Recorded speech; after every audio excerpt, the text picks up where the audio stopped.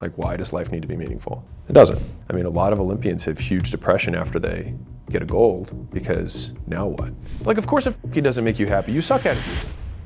On the day-to-day, like what is that make you feel happy? Yeah. Well, right off the bat, I don't optimize for subjective well-being. I do that more for the audience. That's never been a goal of mine. I think when I was 19 or 20, I said, fuck happiness, and I've pretty much stuck with that. There's two concepts I'll bring up on this. So one is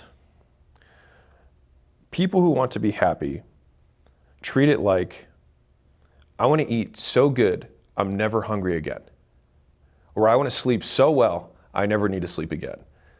But I think happiness is much more like that than it is this achievement thing that you like check a box off. It doesn't really work that way.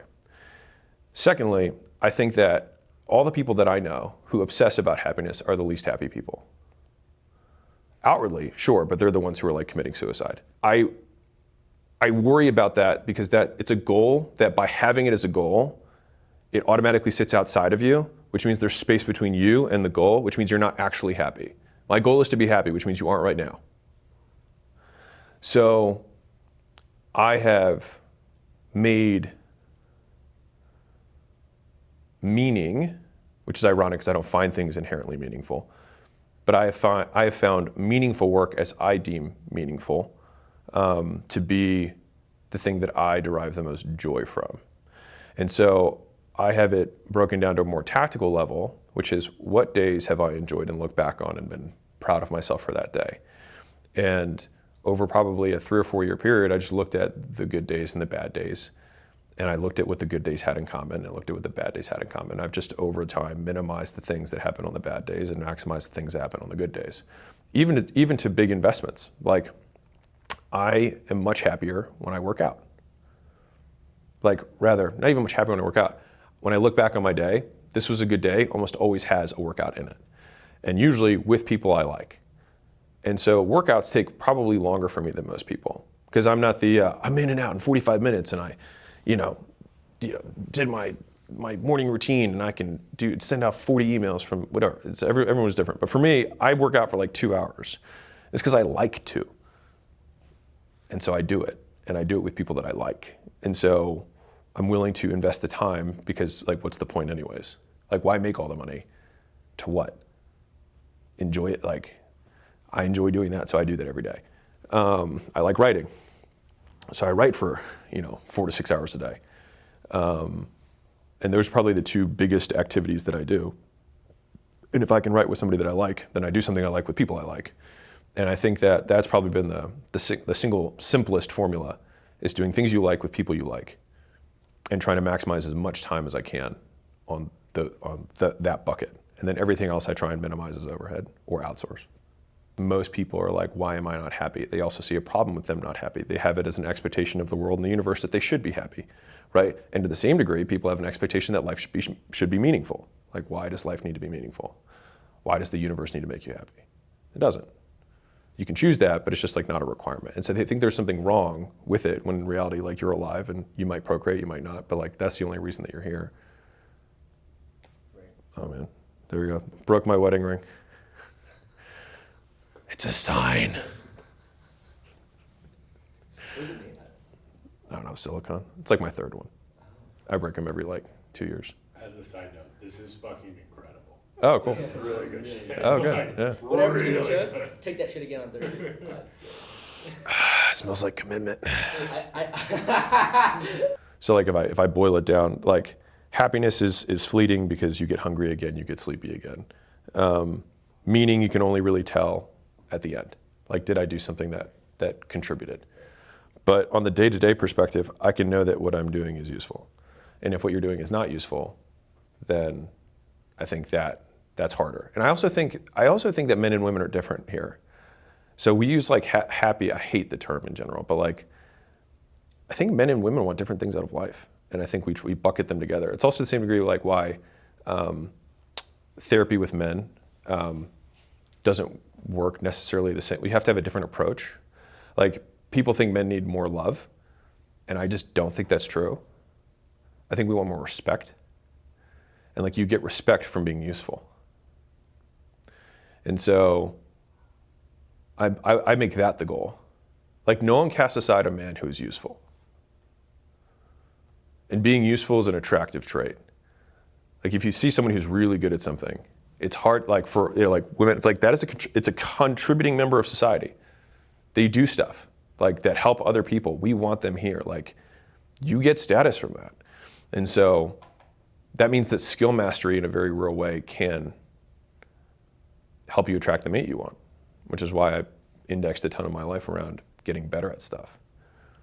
So like, and also from a stress perspective, people are like, I remember I see sometimes these podcasts from successful entrepreneurs and they're like, man, I'm still worried I could lose it all tomorrow. I don't have that. Like, I'm genuinely not afraid of losing it all tomorrow because I have lost it before and I got it back. And I think it's like, if you have if you were lucky, because there are guys who get lucky. And if you are lucky, then absolutely you should be worried about it, because if you do lose it, you don't know how to get it back. But if you have skills, then like, I know that I can go to any business and help grow it. And that's valuable, that's useful. And so even reframing the word value as usefulness is probably also an easier way to do it for people to kind of like comprehend.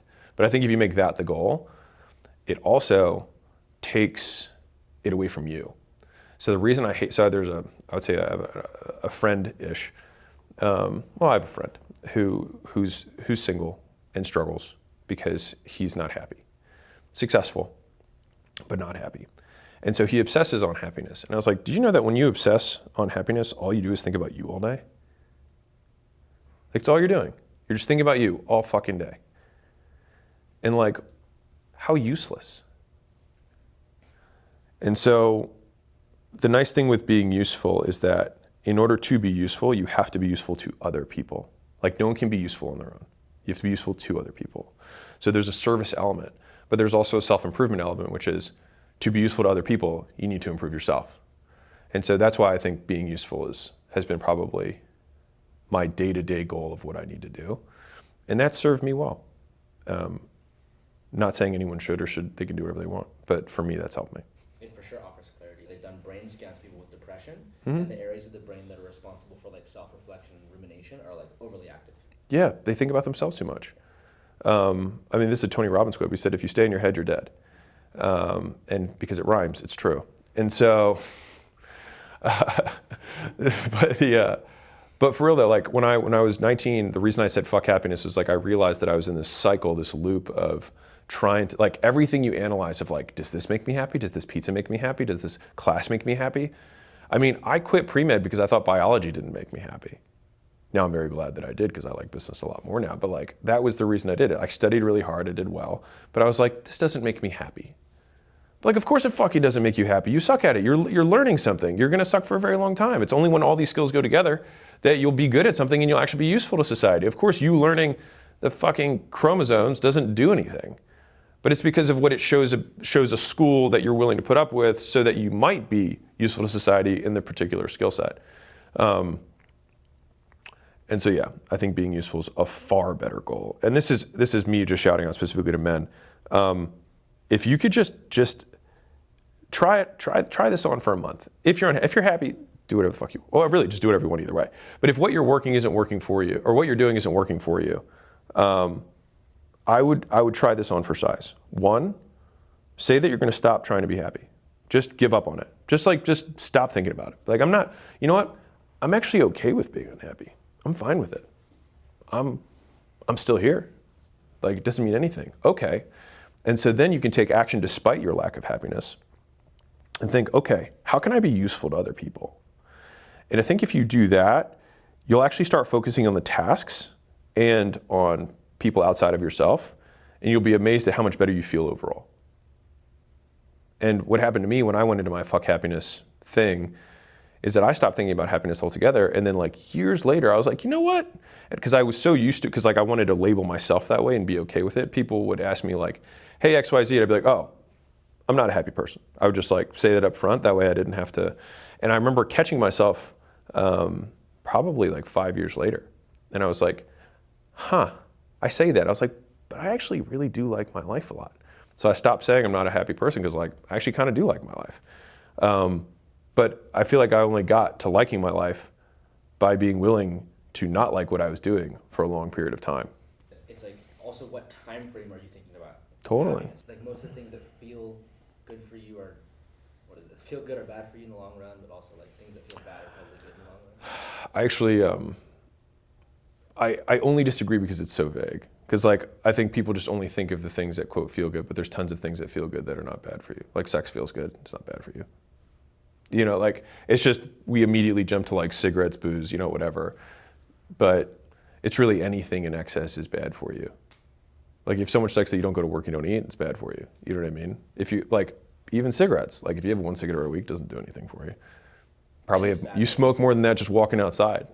You know what I mean? For a week in terms of just, you know, CO2 from cars. So it's always, you know, it's always in the dose.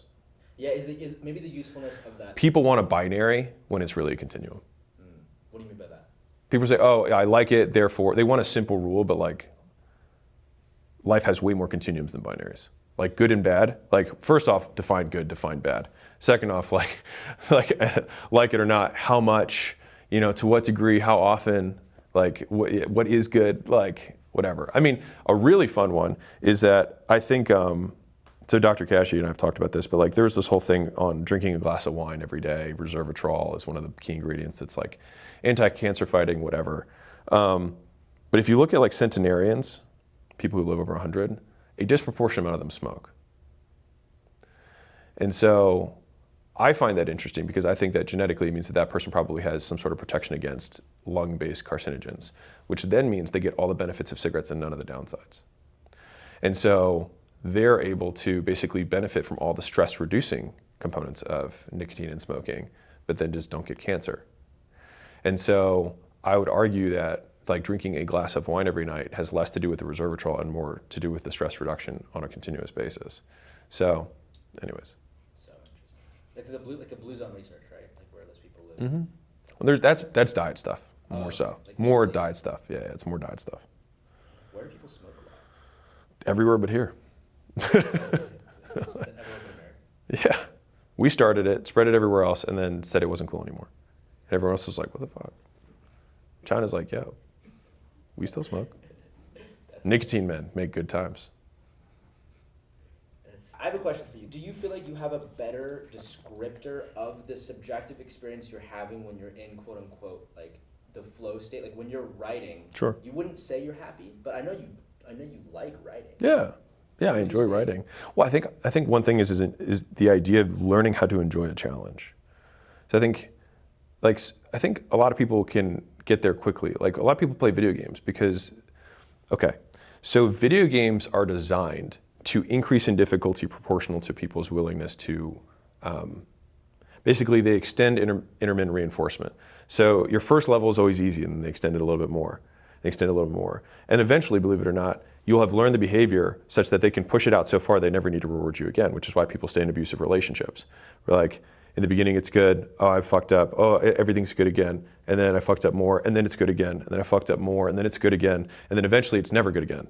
But they got reinforced on enough spaces each time that they stay in it. And so I think the difference between a video game and life is that that interval isn't set. And so you're not necessarily gonna have a quick win at level 1 because it's more like you basically get none until you're at level like 20 and then all of a sudden it all comes. And so I think that's the difficult part. And so I think being willing, I think athletes do particularly well, like college athletes do really well transitioning because they've learned a meta skill, which is that you're going to suck for a long time at something before you become a master at it. And most people don't have any experience mastering anything in life early on. And so they have to learn how to work. And so I think learning to work is the most useful thing that you can do. I mean, I think for me, I love finding input-output equations that equal like success of some kind. So it's like if you're giving public speaking, I'm gonna give this example because it's perfect. So Caleb, who's on my team, had said years ago when we met, I don't really like public speaking, I don't like presenting, I don't like any of that stuff. I was like, cool. And I think he said something to the degree of like, I don't like it or I'm bad at it, whatever. And he did a presentation for the team and it was good. And then he had a bunch of things that he wanted to do better on the next one. Now, between those time periods, I had done the book launch. And so he had seen me prepare for my presentation. And so I did it 100 times over 30 days. So I did it 3 times a day before I gave the book launch. And when there was 500,000 people or whatever that were at the launch, when we had 500,000 people registered for the launch and I was about to step on stage, the team that was doing it all said, we do this every day and I've never seen anyone so relaxed. And it wasn't a front, it was because I had done it so many times. And so fast forward, Caleb had another presentation he had to give. And this time he prepared 3 times as long. So he did, instead of 10 hours of prep, he did 30 hours of prep. And instead of having 80 slides, he had 330 slides. And the presentation went way better. And he noted that he wasn't nervous at all going into the second presentation compared to the first presentation. And so he messaged me afterwards and said, it wasn't that I was bad at speaking, I was just lazy. And I think that a lot of people mistakenly think they're bad at things. They haven't even learned how to try. And I do think learning how to try is also domain specific. And so Caleb's an exceptional video editor and media strategist and great with building the team and those skills, but those had been skills that he knew how to work hard at. But this was a completely different skill. And so it's like writing. I have a lot of entrepreneur friends who are writing books now. Now, they don't know that I come from a background of writing. I got a full writing scholarship to Tufts University, which is a good school. I got a personal letter from their writing seller, we love all your stuff, we want you to be here. I ended up going to Vanderbilt, but I was the vice editor of the newspaper, I was the editor-in-chief of Literary Magazine when I was in high school. I like writing. And so I know what hard work looks like in writing, which is just editing and editing and editing and editing, which is basically doing the speech again and doing the speech again and doing the speech again. And it's the same as ping pong, which is 500 backhands, 500 forehands. It's just repetition, right? And so right now, if you're doing work or you feel like you're not as good at something, you have to figure out what the input-output equation is. You have to figure out what's the thing that I have to do a lot of? Because every skill is like this, is that there's a period where you have to do a lot of something. And if you don't know what it is, then you're not gonna get better. Sales is I have to do 100 calls a day. I have to do 10 conversations a day, whatever it is. You do that every single day and you do that for a year, you get pretty fucking good. And so you have to learn what that input-output equation is so that you can push as much, if it's me, once I know it, then I just jam as much input as I possibly can into that thing. And then that's where the whole quote that went viral was, confidence doesn't come from shouting affirmations in the mirror, but by having a stack of undeniable proof that you are who you say you are. Outwork your self-doubt. And so you become confident by giving yourself the stack of evidence. The 100 times I went over the presentation, I felt confident going into that because I had a stack of proof that I'd already done it perfectly the last 20 times in a row that I'd done it. So why would 21 be different? And if you've had 1,000 sales calls on your 1,001st, if people are watching, they're like, man, you sound so confident. You're like, it's just how it is. It's not like I'm confident, I know what's going to happen next. And so I prefer to think about it as do it so many times you get bored of doing it. And that's when you'll look confident to everyone on the outside because you'll have no emotional affect to the outcome because you'll have recognized the patterns so many times that there's nothing that's going to surprise you. And I think that most people just don't know how to work that hard. There is no way that anyone will know how hard I've worked on the books. Just imagine that there's a reason that they're all, all-time bestsellers for each of the categories they're in, and still. They're it's because you're following. It's no, I know that. Look at every other fucking person who has a following and their books don't fucking sell, even though they have a big following. They launch it and then they stop selling. Why? Because the book sucked. They had a ghostwriter, they voiced it in, whatever. And they make their, $5 million or whatever it is. They published it on the second edit instead of the next. Yeah, I mean, shit, they literally, they think the book is finished when it has reached the number of pages that creates a book. I can write a book in 2 weeks if I was just trying to write a certain number of pages. But I've usually written 5 times the amount of pages as what actually comes out in the final draft. And I've rewritten end to end the whole thing, not once or twice, but 10 times, end to end. But you know what happens when you do that? You get really fucking good at knowing what is important and what isn't. And you also give yourself way more outside life exposures that trigger new thoughts over that period of time that remind you of things that can make it better.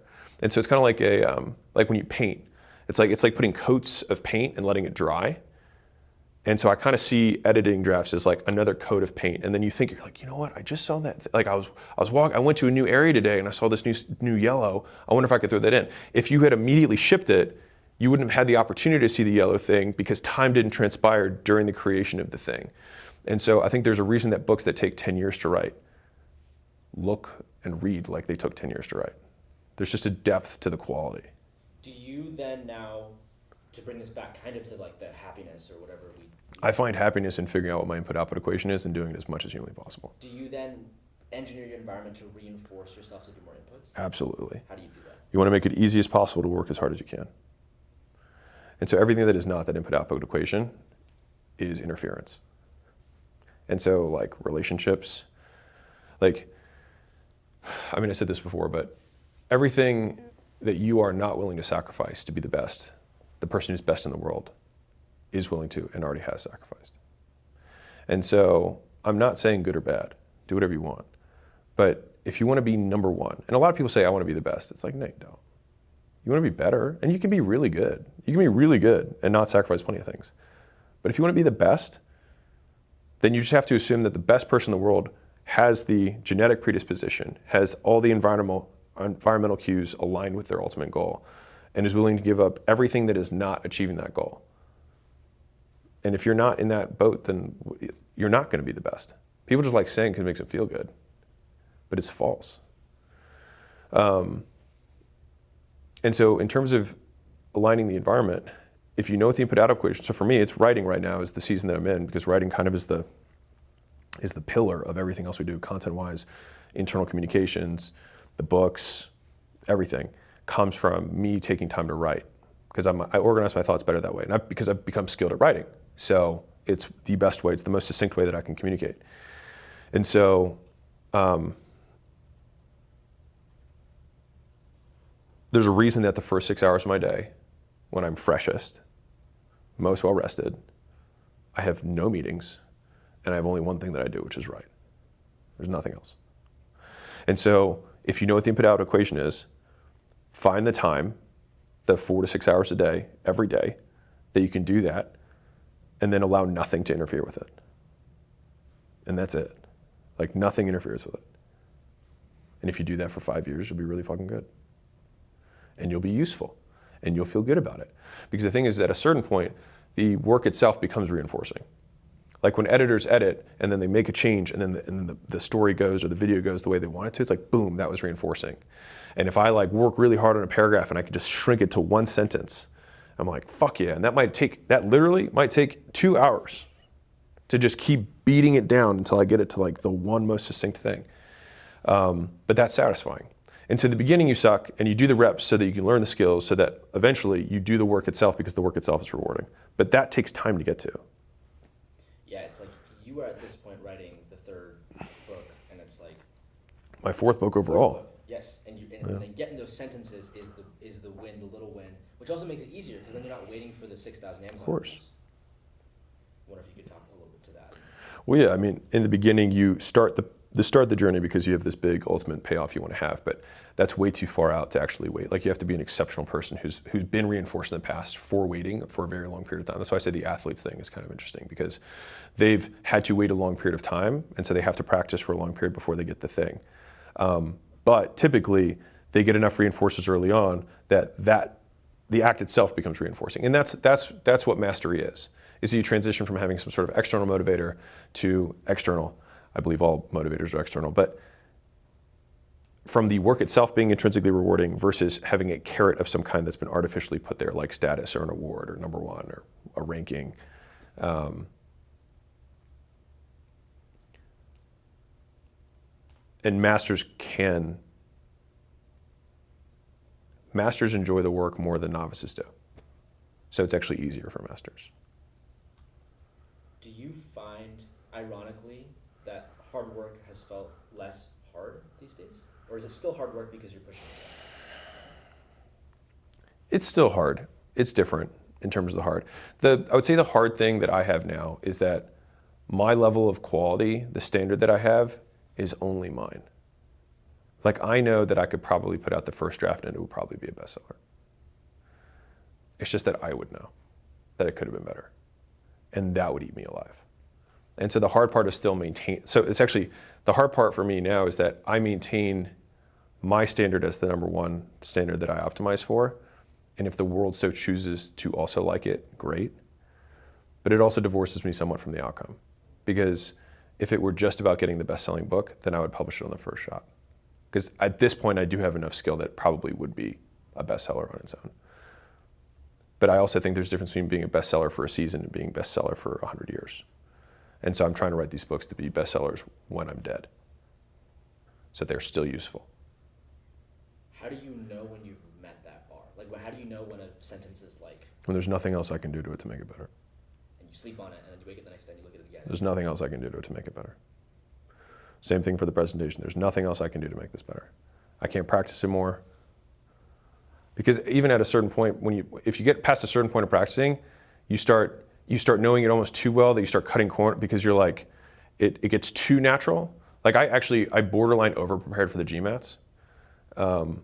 I like peaked. Because I took tests every week, and my English score peaked before my math score did.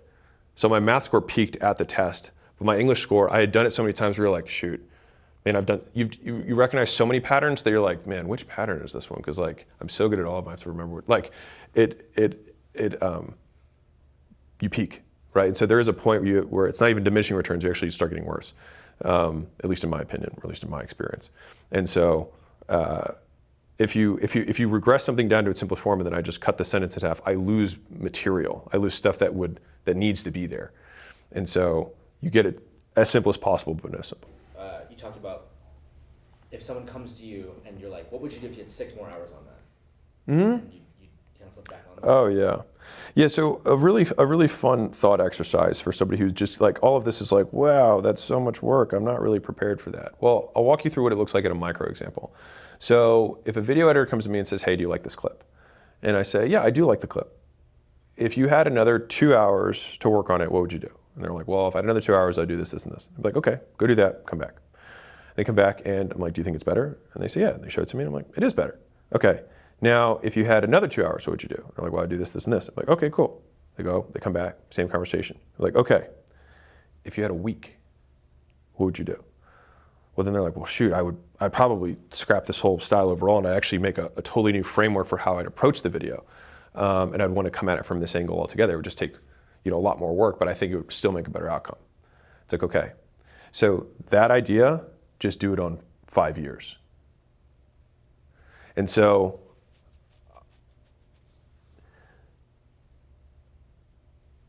everybody just wants to get it done rather than get it right. And getting it right is where all the money is. I bet you've asked yourself, like, what would you do if you had 50 years to work on acquisition? 100%, and I do have 50 years. And I do what I'm doing. Yeah. And not trying to chase the quick reinforcement so that you Sure. get there. Well, it's the quick external loop, but I mean, like at a certain point, you start to develop mastery even around pursuing goals. So, like I've had enough past, like this is book 3 from the $100 Million series. Every month, I get thousands of reviews and DMs and people who say their lives changed from the first 2 books. The hard part was book 1 when I have none of that for a year and a half. But once that one's out, leads, I'm like, well, I'm getting reinforcement every day from my writing. And so I write. And so now I have 2 books worth of that. And once the 3rd book's out, there'll be 3 books worth of that. And so maintaining that gets easier and easier just because I have regular reinforcement for writing, not necessarily this book, but writing in general. And so that then means I can generalize past good experiences onto how I act and work now. That's why like you become an expert at pursuing goals because you have pursued goals in the past. I just use writing as an example, but I've pursued goals in the past and sticking it out has had big payoffs. And so when I feel like I'm sticking it out again, I'm reminded of the past times I've stuck it out and it's been worth it. The hard part is for the people who haven't stuck anything out because they've never seen it work. And so the first one's always the hard one. It's like you just have to have faith on some level. You just have to fucking believe that it'll work out. And the thing that carries you over the bridge in the short term is that you are getting better. And if you can just focus on that, then even if the crowd doesn't cheer when you give your presentation or you don't sell books or whatever it is, you'll know. And so it's funny because I look back at the presentation that I gave 5 years ago, and I really am embarrassed. But I'm not embarrassed at the effort I put in then. Because the effort I put in then, I really did think it was really good. I just didn't know what good could be. Because I also gave myself 20 hours rather than 200 hours. And so if I only had 20 hours, maybe that is the best I can do. And maybe today that's still the best I could do. I just give myself way more time. But the problem with giving yourself way more time once you see how much good can be is that you realize how few projects you can do. Right. Which is why you just have to be, that's why like the biggest guys and biggest business titans in the world talk so much about focus, because it's not that like focus is the thing, it's just that it takes so much fucking time to do something right that you can't do more than one thing. So it might be almost part of that, like, if I know we keep saying the word happiness, but like happiness equation to have less things that you're trying to optimize for in your set of things that you're working on in your life. If you want to be exceptional at something, it means you have to put a lot of input into it, and you can't be exceptional at very many things because of how many inputs you have and how limited they are. So if time is an input, we all have the same amount of time. And if it takes a huge amount of that time to get good at one thing, then if you take that as the assumption we're basing this on, then there's just not many things you can get very good at. And so then it takes some level of selection to be like, what thing do I want to get good at? How does the One of Zero brand fit into this, and how did you conceptualize? Well, the One of Zero brand is very much aligned with this. I should have my nose strip on. I took it off this morning. You just pasted on. The whole idea was, it's so funny. I saw the background of my gym. It said that picture that I posted of like one of my first video content. Yeah. It said the back of the wall. I made this quote up and I painted it. You can see how ugly the paint is in the back wall. It says, strength doesn't come from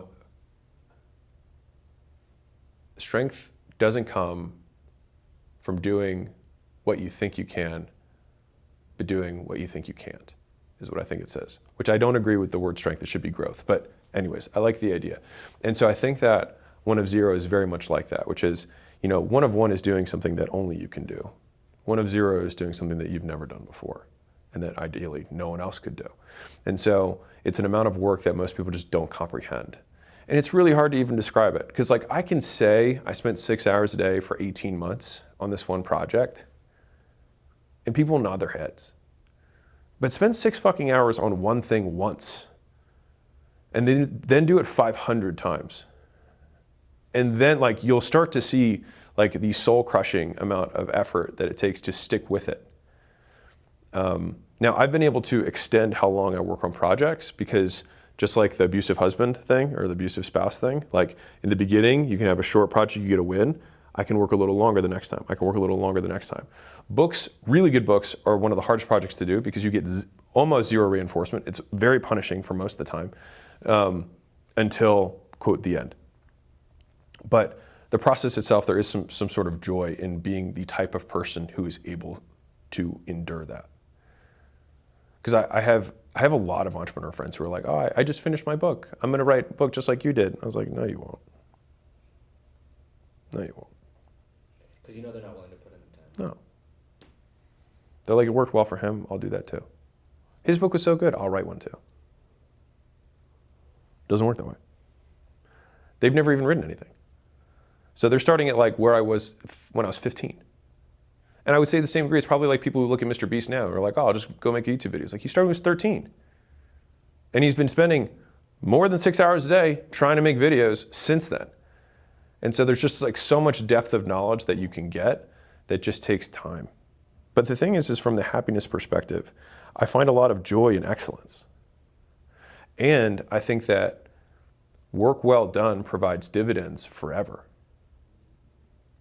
So if we were to think about like subjective well-being or like purpose or meaning or utility or usefulness, any of those, whatever one you want to optimize for, like I am proud of the first book I wrote. I'm proud of the second book I wrote. I'm proud of the third book I wrote. And I'm proud of the book that I'm writing right now. And when I look back on them, every time I see them and I see people benefit from them, I get a reward for a one-time input. Even though it was a year, for the rest of my life, I will get rewarded for that effort. And so it just encourages me more and more to do things the right way. And I think people who build exceptional products think about products the same way, which is like, it has to be right. It just has to. It's all the 100 details. It's not the big idea. It's the 100 details that make the difference between, like the Mr. Beast videos versus other people who try to be like Mr. Beast. It's 100 details that make his videos better. Yeah, it's not like one caption. Yeah, it's not just the thumbnail, right? Like it's not that. It's 100 things. I've heard you say the word joy a couple times, Mm-hmm. and I'm wondering if you have a distinction between happiness and joy, and if that's a helpful thing to explain. I see joy a lot as just being present in the moment, because I think you can joyfully mourn. Like if someone's, died, I think you can you can find joy in a mourning experience if you're consoling someone else. How is that? I think it's just being present and being okay with experiencing life. So I mean, that's how I see joy. Now I haven't defined it, and I'll probably spend more time defining the words, but I just see it as being present. Like I experience joy when I am present. Like I'm enjoying this. Yeah. I feel very present right now. As soon as you give up the goal of happiness or even meaning, then it stops being this thing that's outside of you. And so it allows you to be present in the moment and do what you want to do, or do what you need to do. And so if you always have this thing that you're measuring against, one, there's always a delta between where you are and where it is. But I think oftentimes it'll optimize for the wrong path. And I think happiness for most people is pleasure seeking. So they call it happiness, but it's really hedonism. And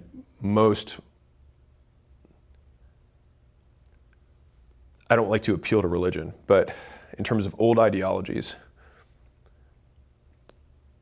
most people have found, and I'm sure there is some science that I don't know, that people who pursue hedonistic lifestyles tend to be the most empty and the least fulfilled. And so I think people have just swapped the word happy or hedonism for happiness, and they think they wouldn't want to say that. But if you look at the actual activities they're pursuing, they're almost purely pleasure seeking. What makes an activity only pleasure seeking versus something that will build long-term good? Well, I think it's just time scale. It's short-term, long-term. Like something that most pleasure-based activities are, they're pleasure now at the sacrifice of goal or something later. To be fair, I don't think there's anything wrong with that. I'm just saying, like, know what we're optimizing for. Is that why that line that I think we talked about once of desire is a contract with yourself? Mm-hmm. Yeah, so there was this big philosophy website, and then Naval quoted that site. And it was, desire is a contract we make with ourselves to be unhappy until we get what we want. And I mean, I fundamentally agree. Whenever you want something, it means you don't have it. And you basically create deprivation within yourself to motivate behavior. So if we see motivation as the equal opposite of deprivation, like you're horniest when you haven't fucked for a while. You are hungriest when you haven't eaten for a while. You have a huge motivation to sleep when you're exhausted, right? And so if we want something, we create deprivation within ourselves to motivate ourselves to get it. But by creating deprivation, we basically create, now he calls it unhappiness, but I don't know if I necessarily agree with that I think we create deprivation. Because would you still say there is a gap between what you have and what you Want? Sure. Yeah. Like you want something that you don't have.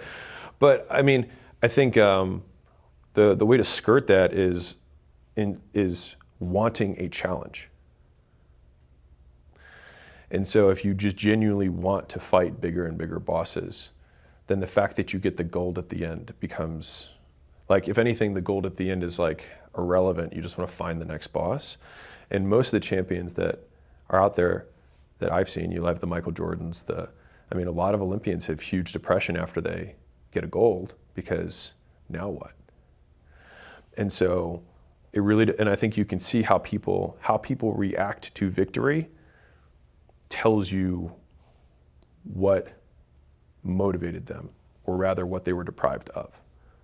So if the goal was to be exceptional, then that person hits the goal, sees it as a foregone conclusion, and is just excited to move on to the next thing. If they made their entire life about getting the gold, then they have no idea what to do. Because they were married to the outcome, not the process. And again, I think that you can win either way. I absolutely think you can win either way. But it definitely changes how long you can play. Yeah, it's like for the right thing, that gap actually becomes an enjoyable process intrinsically. Well, it's not even the gap. It's just that if you want the challenge, then you basically create goals to create challenges. You don't create goals to achieve goals. You set new goalposts just so that you can have the trial. And so like, someone's like, what happens when you hit $1 billion? I was like, I'll make it 10. And when I hit 10, I'll hit 100. It doesn't matter because I'll die and I'll give it all away anyways. It's irrelevant. But it's just like, I want to be better. And the only way to be better is to do the work that I know I should do. And so that way, every day, I'm doing the work, and at least for me, that has worked. Do whatever you want. That has worked for me. Because I feel like some people talk about that, like moving the goalpost things and the negative of like, oh, people Yeah. reach one thing and then. But I guess if you take it from the frame of these are just more challenges that I'll enjoy from, then it's not a problem if the goalposts move. I don't think it's a problem. I mean, if you beat level 1 boss, then what? The game moves you up. You play harder monsters, and then you try and beat level 2 boss. It's this whole fallacy around being done. It's this whole idea that we can finish. We can work so hard we never have to work again. We can fuck so good we never have to fuck again. We can eat so big we never have to eat again. We can sleep so well we never have to sleep again. It's just a fallacy. It's not true. And people lose their lives trying to find that one meal, or that one fuck, or that one sleep, or that one goal that'll satisfy them for good. And it never does. I think a story that would really contextualize this for the audience is like that period when you were getting ready to sell Gym Launch that you just, I don't know, it sounds like you felt a little lower. Oh yeah. So when I was selling Gym Launch, there was basically a year where I couldn't really work. Mostly because if I worked in the business, then it would look like I was a key man to the business. And I didn't know if we were going to sell, so I didn't want to start another company. So I basically just had to like subsist. And I could even start new endeavors or initiatives within the company. So I just had to do nothing basically. And so for me, it was the most depressed I've been. If you look at some of the videos during that time period, a lot of them are me being pretty sad and being like, what the fuck is life about? But it's just that for me, again, I'm not religious, but I do find it interesting that the first thing God gave Adam in the Bible, before giving him a wife, was giving him a job. Work. Tend to the garden. Before he gave him a wife. And I find that really interesting. I don't like, religion aside, we're built to work. And so for me especially, I'm built to work. And so if I'm working, I'm good. And like the days that I enjoy the most are the days that I work the longest. And so I just try and remove everything that stops me from doing that. You said something interesting about hell the other day, or heaven. The idea of heaven potentially being kind of like a hell, it's like not doing anything. Oh, it sounds horrible. Well, I mean, if the idea, like I think most people envision heaven like the one meal that's going to be so good they're never going to eat again. They're going to be so elated to just be singing with the angels. It's like, yeah, but play it out. Like, then what? Like, okay, got it. We sang with the angels from 9 to 10, and then then I had a feast, you know what I mean, from 10 to 11. But I got to keep my idealized body, my I don't know, Christianese for idealized body, glorified physical form. I got to keep that the whole time. It's like, okay, well now it's noon. Now what do I do? Well, dogs are all there because all dogs go to heaven. Great, good to know. But if your wife dies, then it's like you have 3 wives up there. You're like, yeah, but I mean, technically we were at different times. So it's like, how do we do with that? Whatever, God's figured it out. But again, I think it's just this fallacy of work-life balance. Like I think heaven is literally just an extrapolation of work-life balance as a concept, which is I will just be able to do life and no work. But the first thing God fucking does in the Bible is give someone work. And so I think so many people would be helped out if they just stopped labeling it as a bad thing and started seeing it as the way to get what they want. And then eventually to make it the thing they want. Because and this is like a little bit of an abstract idea, so it takes a little bit more processing power to conceptualize this, but there's goals, and then there's working to hit the goals.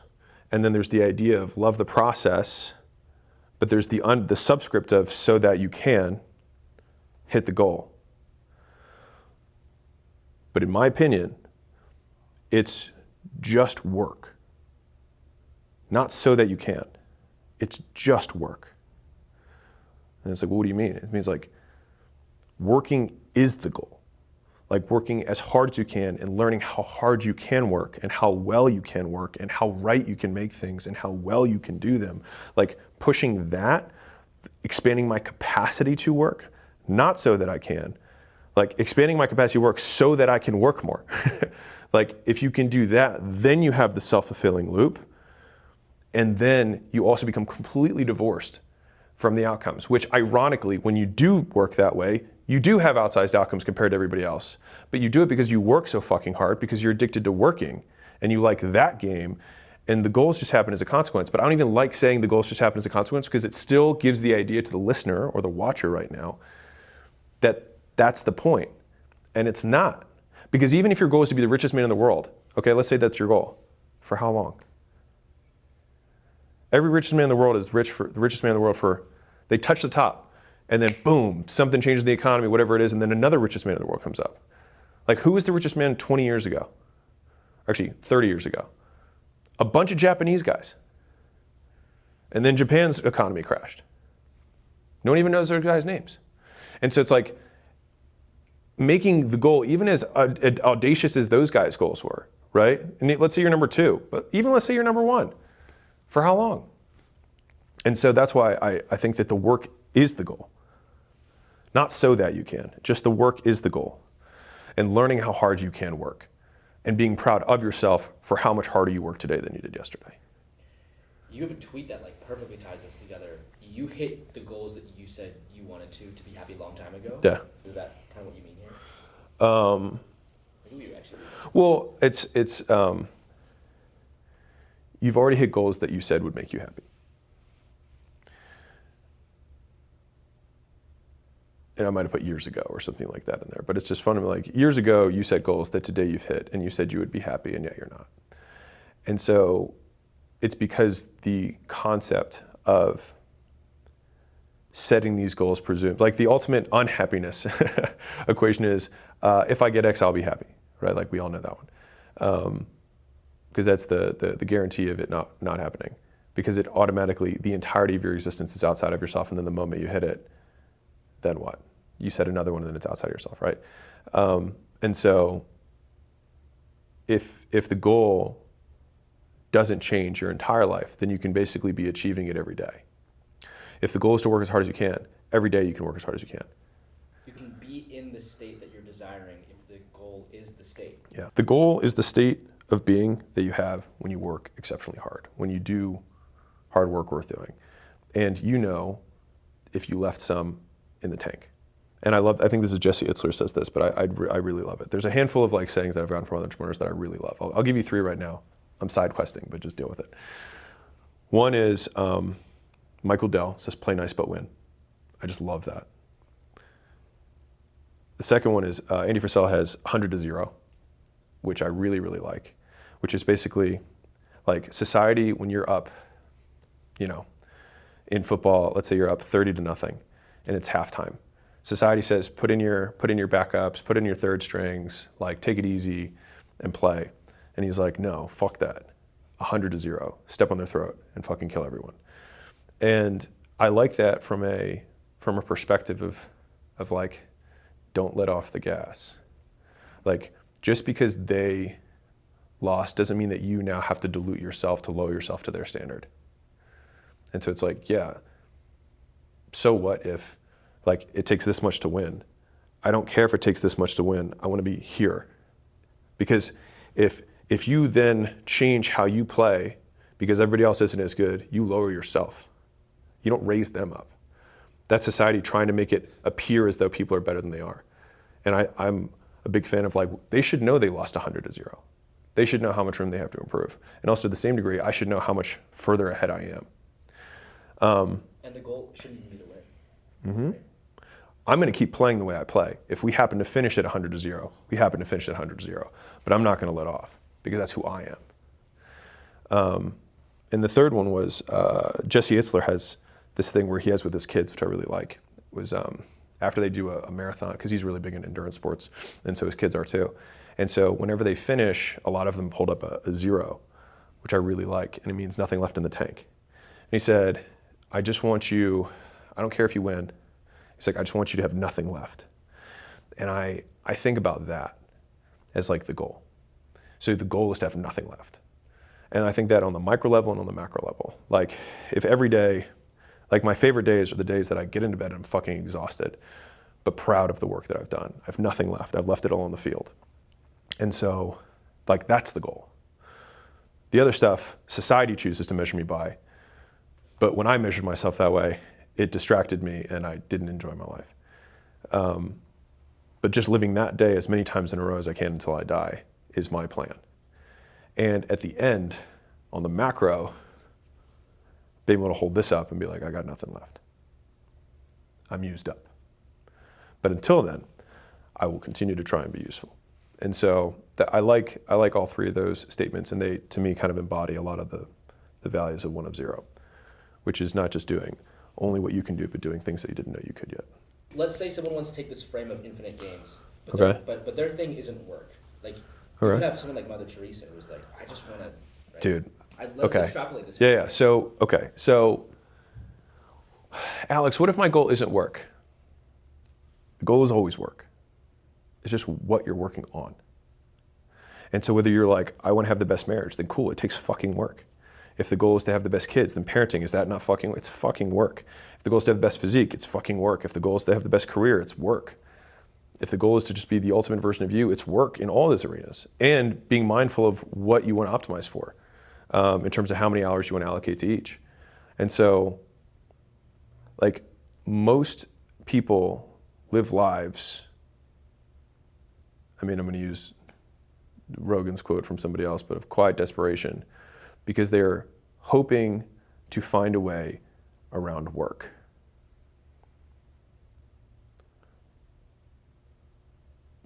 But work is the way. It's the only way. Because everything else, if it didn't require work, then you'd already have it. Breathing doesn't really require work. Most people do it. There's plenty of things that we just don't think about because we have them automatically. And so everything that you don't automatically have, you have to expend effort to get. And so everyone just wants a way to get things without working, which I understand, don't get me wrong. But the thing is that I remember, actually, this is a weird thought. So I remember when I was graduating college, I had this, it was like $1 billion Powerball. Like it was like, you know, when it kind of goes over $1 billion. And I bought a Powerball ticket with my girlfriend just as like a fun joke, not like I was like hoping to win. And what's weird is that I remember as the drawing was happening, I actually had this huge fear that I win. Because if I would win, then it would mean that I would never get a shot to prove myself. That I could have done it, because literally from that point on, if you win, nothing you do matters. Like I could never prove that I had any medal whatsoever. Like everyone would always say, it was because you won the fucking Powerball, dude. And I think the big reason that I didn't become a physician was because my dad has a successful practice, and I knew that if I became a physician, it didn't matter how good of a physician I was, it would always be because people would say it was because of him. Now, that was then. I cared a lot about what people think. I probably still do. Less so, but still on some degree. But that was, and so just to give, I guess, the audience an insight into like how I think about things, if it's valuable for you. Like if you're afraid of winning the lottery because it won't give you a chance to prove to yourself who you want to be or who you want to become, then I think you're on the right path. I love the inverse of that, which is that everything that's right now, which is hard, it's the opposite of the lottery, is Yeah. the biggest fucking blessing. Yeah, and if we were to take this in the equal opposite perspective of if winning the lottery is the ultimate way to not win because you never get the opportunity to prove yourself, not necessarily prove to other people, but prove to yourself. And so maybe said differently, the reason the Powerball terrified me is like I wouldn't be able to prove to me, independent of what other people said, but like I would never know if I could do it because I had $1 billion behind me. And so every hardship that you encounter, if you reframe it as the story that you will someday tell to yourself of the person that you have become based on the dragons you've slain and the obstacles you've overcome, then I think that makes those obstacles a unique opportunity for self-improvement because we can be grateful for these things. I think Jocko has a whole bit on this where whenever something bad happens, he says good. And I think it's a great trained response because if something bad happens, my trained response isn't good. It's, I will tell this story someday. And so I think if you have that frame, then everything serves you. Because if something good happens, cool. If something bad happens, it'll be a story that I will someday tell. Because it assumes that you will live through it. And it assumes that you will eventually figure it out. And so then you can't lose as long as you don't quit. If you're cool talking about this, are these some of the conversations you have with your wiser self? Yeah, I haven't actually had a ton of Solomon conversations recently because I haven't had a lot of, so because of the wonderful therapist that Solomon is, I don't have to stick to a schedule. And so I would say that like there are times, yeah, so there's a lot of research that suggests that we are better at giving advice than we are adhering to it. And so they've done, like a simple example is they gave 2 whitewash scenarios of somebody and told the reader to give advice to the person who's in the whitewash scenarios. The thing is that the person in the whitewash scenarios was them and they don't adhere to the advice that they give. And so they did this to just demonstrate that people, 1, don't listen to their own advice, and 2, that the advice that people give tends to be better than what they do. And they postulate that the reason for that is because you can be non-emotional and detached giving advice to somebody else. You can be more rational about the advice, whereas when you're in it, you have more emotions, you make less rational decisions. And so extrapolating that out for me, I have a lot of relatively complex business dealings that happen on a regular basis. Most of my stressors, anxieties come from decisions that I have to make with incomplete information. And so if I were to have a therapist, I would probably spend a huge amount of time trying to catch them up on all the relative information. And then I would hope that they somehow have the business acumen to help me navigate these decisions, which they probably wouldn't. And then even if they did, I would have to hope that their incentive was aligned with mine, which theirs is billable hours, not me making them as money. And so there's just a lot of problems, I think, with the traditional model. And so, at least for me. And so I was like, okay, well, how can I get somebody who has completely aligned incentives, who has all the same information as me, who can give me good advice? And so the person who meets all of those qualifications is future me. And it's like, well, yeah, wouldn't it be nice to talk to that person? Well, what's interesting is if you switch your hat around and you're like, okay, I'm now future me, I'm going to give advice to younger me. It's a wild ride, but the dialogue is super powerful because you don't sugarcoat it for you. And you don't need to waste time prefacing and say like, hey, take this away. Like, you don't have to get it, you just be like, it's such direct communication. And the advice that I would get is often advice that I give, and I give really good business advice. I only say that measured based on the company's growth that we have. And so taking that advice, oftentimes I too need to be more patient. Oftentimes I too need to keep doing what has been working. Oftentimes I too need to wait until we have enough data to make the next call. And I have to give time. And so now some therapists could say this to me and I'd be like, well, what the fuck do you know? How's your business going, right? Obviously not that well. You're talking to me for an hourly rate, whatever. Not that there's anything wrong with that, but I'm just saying that their goals for business and their level of aptitude for business is probably not the same as mine. And so it'd be really hard for me to even put any weight on their opinion. But future me is much smarter and wiser than I am, of course. And so I do weigh their decisions. And so The other piece is that I don't have to have a generic, it's 60 minutes. Like, why does a therapy session need to be 60 minutes? It should be as long as it needs to be or as short as it needs to be to solve the problem. And so I've had times that it's been 7 minutes. I've had times when it's been 90. I've had times when it's 3 times in 1 week, and I've had times where I don't have to have a quote session with Solomon for a month. And so it's usually when I'm at big decision points where I have more frequent communication to try and like figure out an issue or problem. But once I'm kind of on a path, I usually stay on that groove for basically as long as I can. And so over the last 2 years, I had a lot more big directional decisions that I needed to make with kind of the media stuff that we do, and then also the investments in acquisition.com. But a lot of the early theses that we have enough data now that I could make decisions on them, and I have made decisions on them. And so now it's just about sticking to the plan. So what did that process look like? You have a blank Google Doc and then you alternating line? Yeah, I just literally pull up a Google Doc. I set a date so that I have all my conversations in one doc, and I just hit enter. So it's just me, him. He asks a question, I answer. And it sounds silly to do this, but do it once, and you'll realize that it's weird. It works, for me at least. Have you ever looked back on like what was the first? Do you remember the first time you did this? Yeah, I do. We had an unfortunate event that that had happened that had not gone the way that I had wanted it to, and I describe these types of scenarios as you're a rare baseball card collector, and you have an incredibly rare card, like super valuable, and then your 2-year-old, when you're away, gets into the box and destroys it. What do you do? Do you hit the kid? They don't even know. Like, what do you get upset at your wife? Like, what do? You just got to take it. There's no action. You just take it. And so I had one of those incidences from a business perspective. And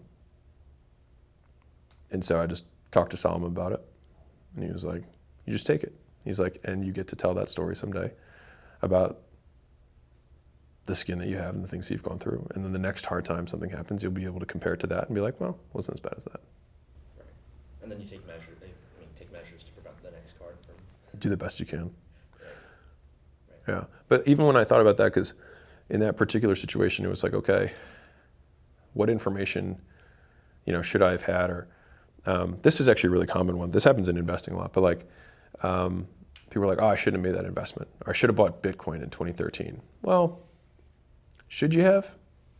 Because the thing is that if you have that decision-making framework, then it means that you would have invested in 100 other bullshit things at that same time period, which means that you might, like that decision-making calculus probably would have led you to ruin more than the one time that it worked.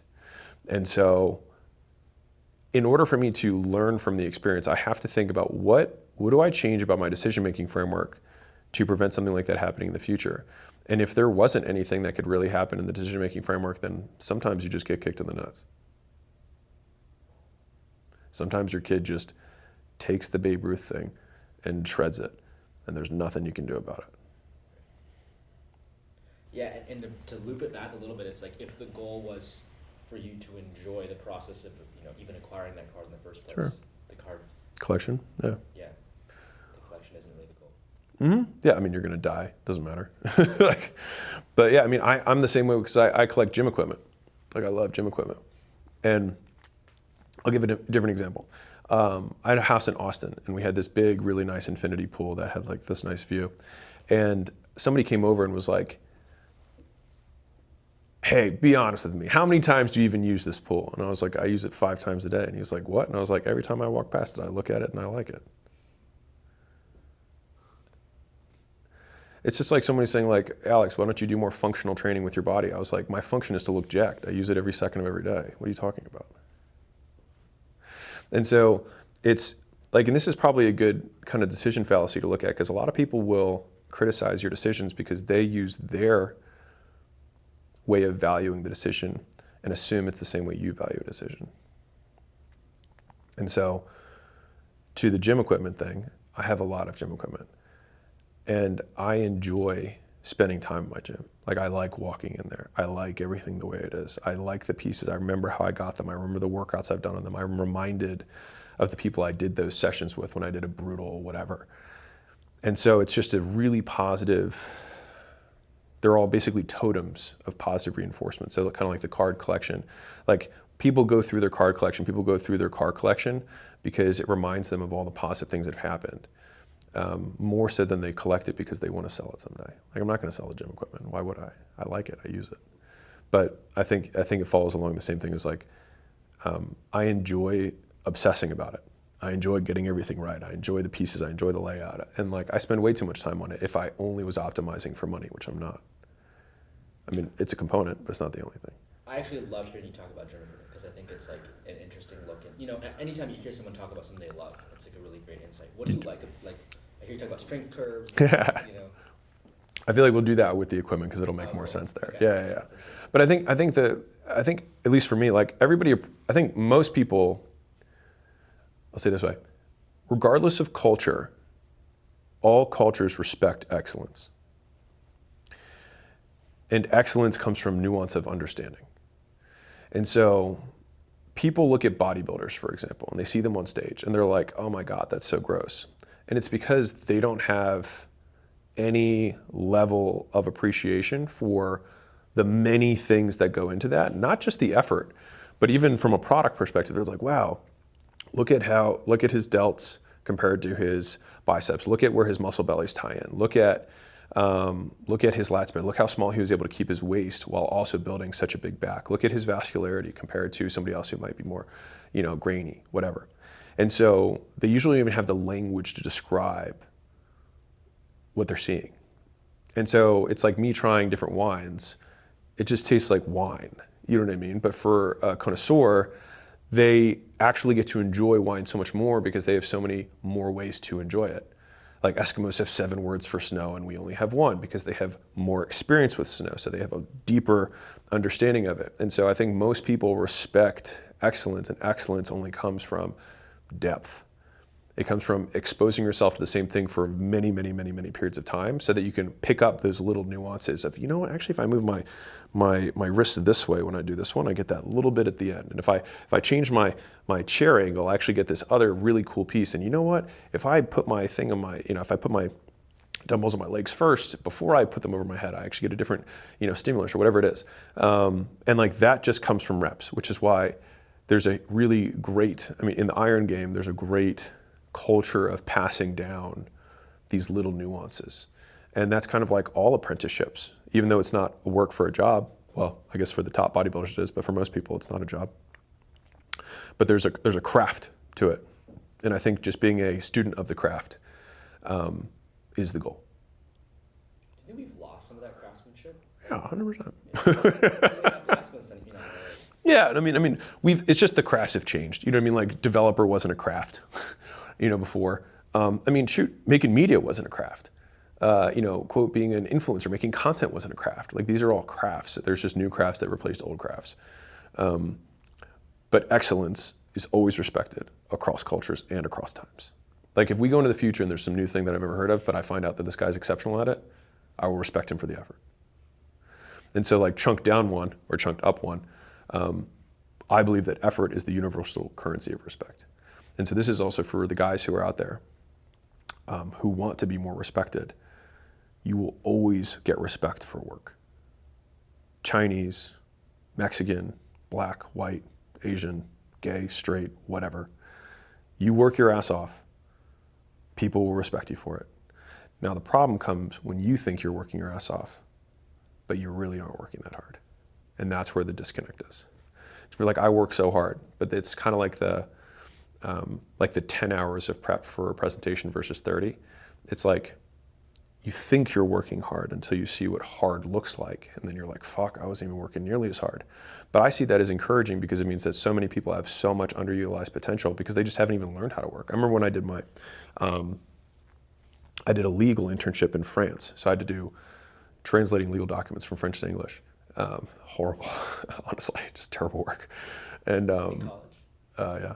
Because people were like, you're good at writing, you're persuasive, you should be a lawyer. And I was like, sure, I'll try that. So I went to a company called Arkema. and I did my summer internship there my junior year, and there was this partner at it was corporate law, but it was equivalent of a partner who was there, and she walked by my office, and she I think she might have talked to me one other time, like just to welcome me to the office, and this was the only other time she ever spoke to me. And so she did one of these peeked her head into my hole or where they kept me to translate documents, and she was like, how's it coming or whatever, and I was like, man, I'm just working really hard on this and just trying to. It was I'm just working really hard, and she just looked at me and she just laughed, and I was like, what? And she was like, you don't even know how to work. And I just remember thinking that, and then she just walked away. And I went to the guy who was 2 years above me. I was basically trying, you'd get his job as the lowest level. I was his peon, right? And I was like, what the fuck? And he's like, yeah, they work so many more hours than we do, and have so much higher stakes than we do. He's like, you're just translating documents, dude. If you get something wrong, it's on them, not on you. And I remember thinking about that because I thought I was working really hard, but they had to go review everything to make sure I didn't mess up. And especially in a job like law where you usually have billable hours, you literally, in order to get paid, you have to spend time. It's just so clearly connected that those people just kill themselves in terms of the amount of work that they put out. And now that I'm at my position now, I 100% agree. I didn't know how to work. I was the idea that I could work. She was like, you don't even know how to work yet. And it was only later that I had a different guy who was like, you'll learn when you get older. They're like, it takes time to learn the skill of effort. And so I really genuinely believe that succeeding isn't hard. Learning how to try is hard. Once you learn how to try, if you just try at anything compared to other people, you'll win. Because the bar is so low to win nowadays. Even and I'll give the objective stats for guys. It's if you're the average guy, you're $1,000 in debt, you're overweight. And that's the average. And so if you're just not in debt and not overweight, you're already above average. That's it. That's the bar. And it's just because no one knows how to try, and no one knows how to suck for a little bit. And you only have to suck for a little bit once, because then you learn that sucking for a little bit has a payoff, and then you can just extrapolate that over and over again. But you just have to make it through the first one. But no one's willing to do that because they care so much about what everyone else thinks, and they feel like they should immediately be good because that's what social media tells them. When you're working, there's kind of billable hours, and it's there's work that actually counts, and then there's work that's kind of just bullshit work, and the ability to distinguish between that probably matters a lot. I mean, I measure myself on output based on how much of the work that I do is correct and done. And so I can usually see if my rate of work has slowed down, because I've been doing this for a long enough period of time that I can tell when if I'm making slides for a presentation, that it's my rate of work starts to really drop, or my quality of work starts to drop, or if I'm writing, my quality or my speed starts to drop. So I know when that happens. Sometimes it takes longer to get there, sometimes it takes less time. I think that does take some time. I think in the beginning though, you should expect junk work, as in junk volume, where, and this is a hard one, but you have to get over it, is that while you're still learning it, let's say you reached your point of maximum production at hour 5, and then you still have another 5 hours of work. I would say do the extra hours of work, because you won't know what that limit is until you get there. And if the next 5 hours of work, when you come back the next day, you look at it with fresh eyes and you say this isn't good enough, I wouldn't see it as a loss. I would see that your ability to see that it wasn't good enough, you would only be able to do if you had already done the 5 hours of junk work, and that still got you further ahead than if you hadn't done it at all. And so even if I delete everything, I still have everything in my head. So for example, we've made videos before where we'll do the entire video, and at the very end, we're I feel like we could just do that one again and make it better. And then we do it again, and it is way better. So it's not that the first video was a waste. It was the first video set up the second video, or the first and second set up the third. And so Leeds had 19 drafts. The 18th set up the 19th. And it's not that the first 18 were a waste, it was just that they were steps. And so it's just that, I mean, I'll go biblical on you again, but I can't remember the proverb, but it says, in all work there is profit, which I like the more rhetorical way of saying like, the work works on you more than you work on it, which is that you always benefit from work. In all work, there is profit. In all work, there is benefit. And because like the 5 hours extra that you do editing and then you realize the next day, it's not that that wasn't profitable for you. It's not that you didn't benefit from it. You benefited from it. And then once you benefit from it, that comes back out again and the work benefits. And so I used to say this when I was growing business earlier. I said either the business grows or I grow. Or both. But like one of them's happening. Because if the business is growing, great. I might not be growing at all. Maybe I am, but the business is growing for sure. If the business stops growing, it's getting hard. So I start growing. And then once I grow enough, the business starts growing again. And so like growth is always happening. It's just where you're measuring it. Right.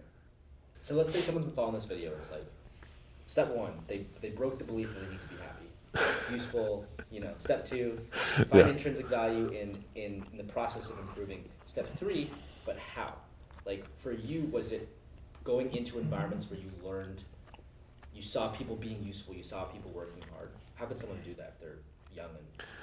Everything comes down to figuring out what the input-output equation is. If you don't know the input-output equation of getting good at your skill, you will be lost until you find it.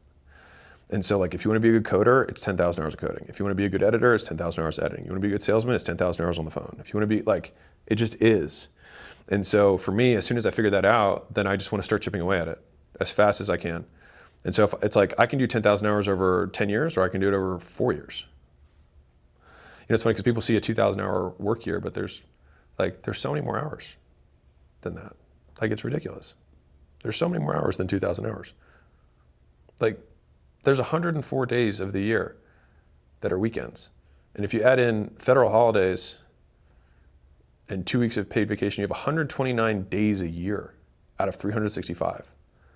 And of the remaining days that you quote work, you work 8 of the 24. So like, there's so many more hours that you can do stuff and get better than people give themselves credit for. And so it's just about, I'm used to add my little tick for where my ring is. Find the input-output equation and then dump as much as you possibly can into the input side and get rid of everything that interferes with it, which also means the people in your life who interfere with you doing the input-output equation,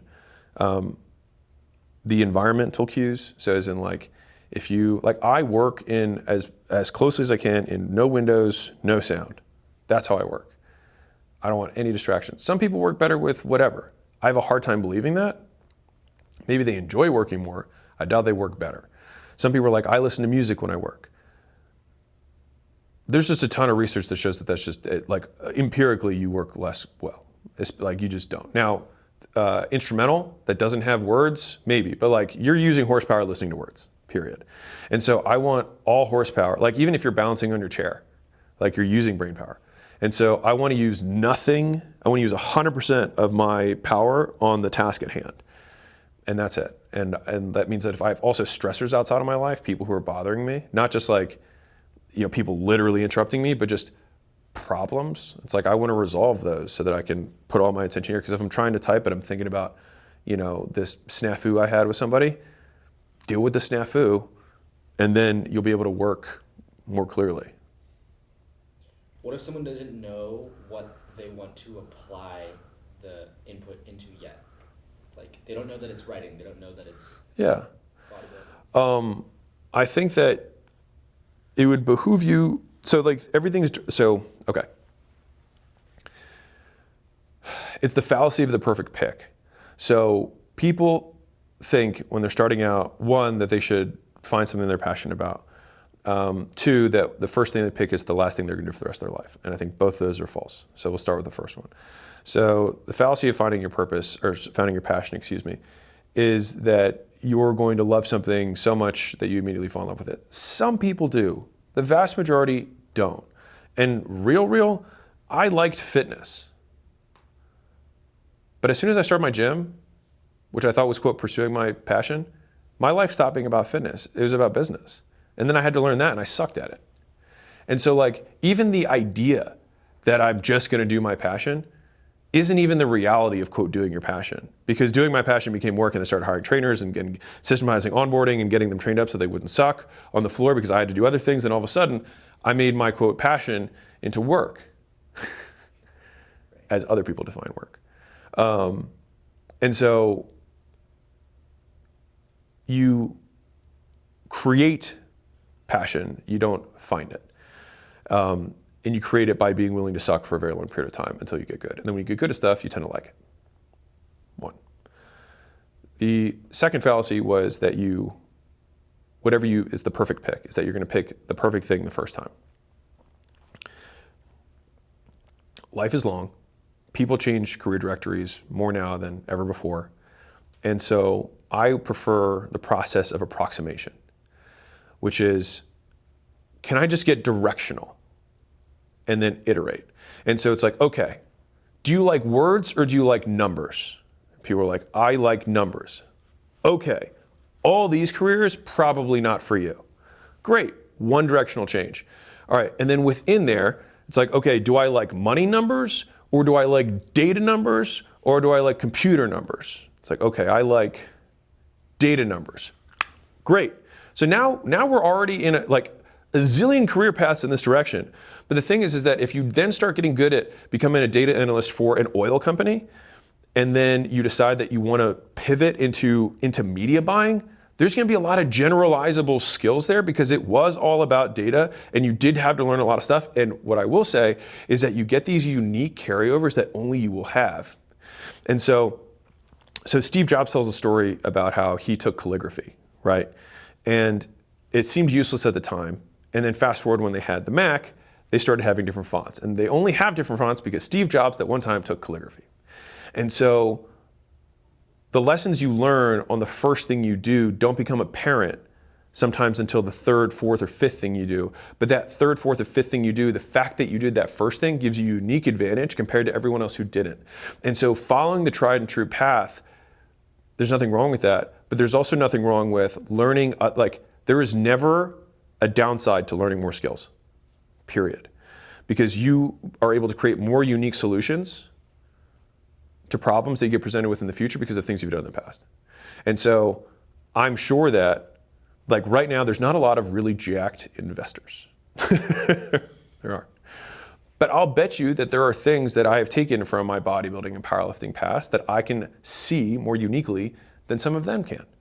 And I know more about fitness industry investments than probably they do, both from a consumer and from an owner. I know, I still get calls from many, multi-billion-dollar portfolio owners. They're like, hey, we're about to invest in this chain of gyms. What do you think?